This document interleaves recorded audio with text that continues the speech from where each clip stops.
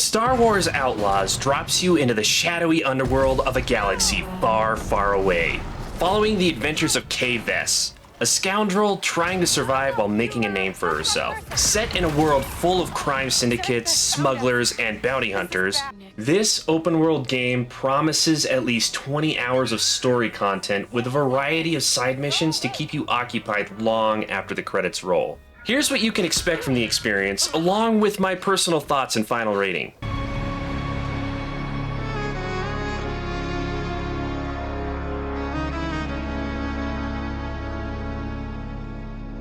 Kay Vess starts her journey living modestly in a single room above a bar, always looking for a quick credit. Her luck takes a turn when she's roped into a heist to rob the wealthiest man around. But as heists tend to go, things don't go as planned. Now she's on the run, escaping the planet in a stolen ship and opening up the galaxy of opportunities. Along the way, Kay is joined by her trusty sidekick, Nix, a mercall who quickly steals the show. Nix is not only adorable, but he's also incredibly useful, whether it's pickpocketing enemies or causing distractions to help you sneak through danger.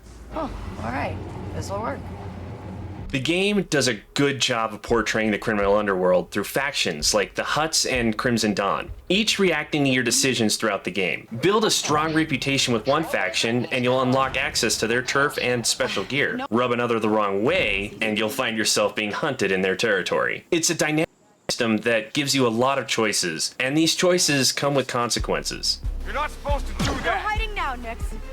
The gameplay is a mix of stealth, combat, and exploration. Stealth is often the best approach, and while it works well enough, it isn't as smooth as in other games. Sneaking around, hiding in tall grass, and taking out enemies with a well-placed punch feels satisfying, but a few quirks, like standing up unexpectedly after climbing a ladder, can break the flow and get you spotted.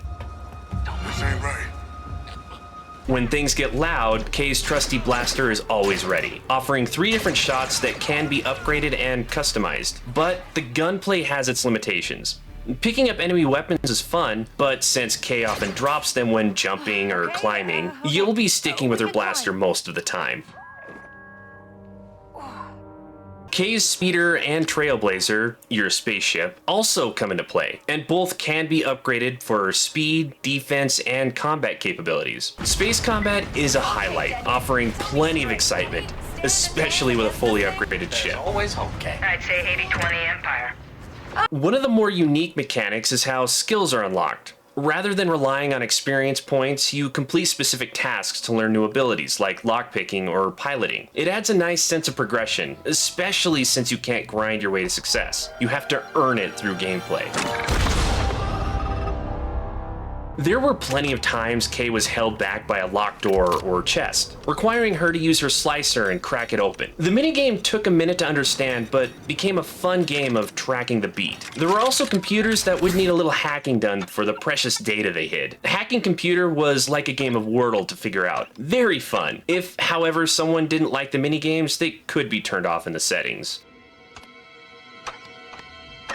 The game's world is vast and filled with optional side missions, treasure hunts, and points of interest to explore. While traveling, you'll come across people in need of help, often tied to one faction or another, and completing these missions will affect your standing with various gangs. Handlers also give out jobs that can earn you credits and boost your reputation, but these often come with choices.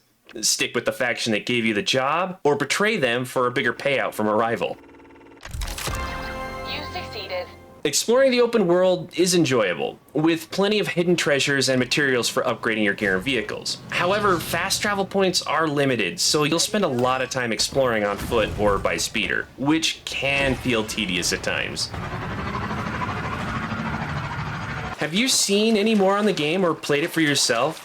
I would love to hear any comments, thoughts, or concerns you have below. While you do that, let's move forward to my personal thoughts and ratings. Star Wars Outlaws was a fulfilling experience in the Star Wars universe. Full of different aliens going about their lives, plenty of wildlife to deal with while exploring, and a lot of different places to see and experience. They did provide subtitles for the various languages everyone would speak, which normally wasn't a problem, but there were some scenes where a conversation would be happening in the middle of trying to play the game, and it was very difficult to read what was being said and getting through the game at the same time. How's that?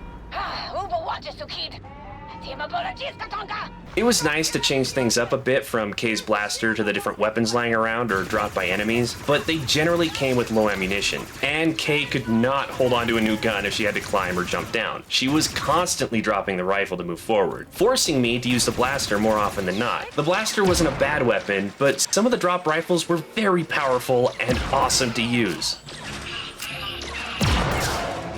The best part of the whole experience was Nix. That little guy was amazing, so cute and helpful. He was a very nice addition to the whole stealth scene. It would have been impossible to get through most situations without him distracting enemies or destroying alarms. He even got his own equipment in the form of food, giving him very good benefits. The only thing that was odd to me was in order to obtain the food equips, I had to find a food station in a city and go through a long minigame of sorts, pressing keys at the perfect moment so they could properly grab a bite or chew their food.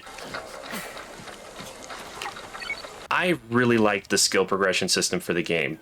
Hunting down professionals in some aspect and finishing their introduction mission gave me a list of actions to complete to unlock some really nice abilities for Kay. The lack of an experience system didn't allow someone to grind out a lot of skills and mow over the entire game. It was nice to excel specific areas of expertise by doing things that involved that area. It seemed like there was a lot to the game between all the points of interest in a world, dealing with the gangs, and finding equipment to wear, but after playing the side objectives for a couple hours, it didn't feel near as complicated as I had thought. I didn't change equipment much after buying some at the beginning of the game.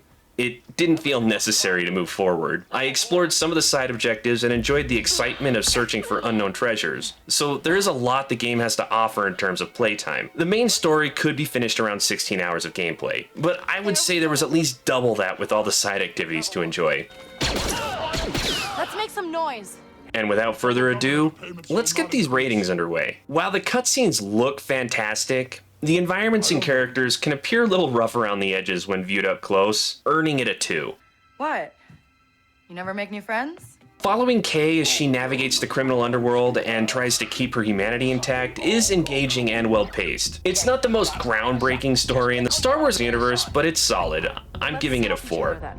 Scrub some records for me and I'll get you out of here. The gameplay has its highs and lows. Stealth works most of the time, but minor annoyances hold it back from being great. Combat is fun, but limited by the reliance on Kay's blaster. That's a 3. With choices that affect the story and factions, there's some incentive to replay, but the gameplay doesn't offer enough variation to make a second playthrough compelling. I'm handing out a 1. Despite some frustrations, I had a good time with Star Wars Outlaws. Sneaking around, exploring the galaxy, and of course, commanding Nix made for some memorable moments. Overall, I'm feeling a 3. Earning a 2.6 out of 5 for Star Wars Outlaws, placing it on the mid-shelf. While not the most polished open-world experience, it offers enough entertainment to be worth a try, especially for Star Wars fans. If you're looking for something else to scratch that open-world itch, check out the lists over there. I've reviewed quite a few of them in the past. I can help you find exactly what you're looking for.